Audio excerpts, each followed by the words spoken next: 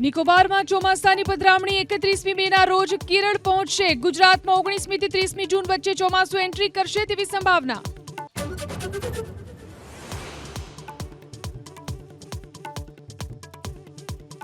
ગુજરાતમાં આગામી 5 દિવસ કાળઝાળ ગરમીની આગાહી. 6 જિલ્લામાં હીટવેવનું એલર્ટ જાહેર. લોકોને કાળજી રાખવાની કરાઈ અપીલ.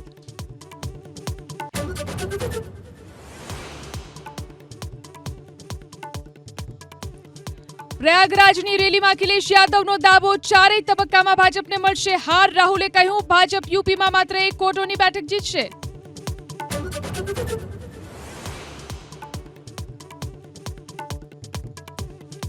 પાંચમા તબક્કા માટે સોમવારે યોજાશે મતદાન. 8 રાજ્યોની 49 બેઠકો ઉપર નખાશે મત. 4 જૂને આવશે પરિણામ.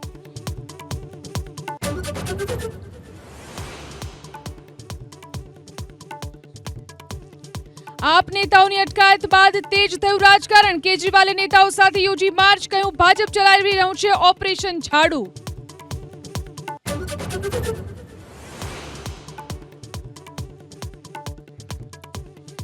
સ્વાતિના મારપીટના કેસમાં દિલ્હી પોલીસે તેજ કરી તપાસ. આજે સીએમ નિવાસ સ્થાનેથી સીસીટીવી ફૂટેજ અને ડીવીઆર પોલીસ સાથે લઈ ગઈ.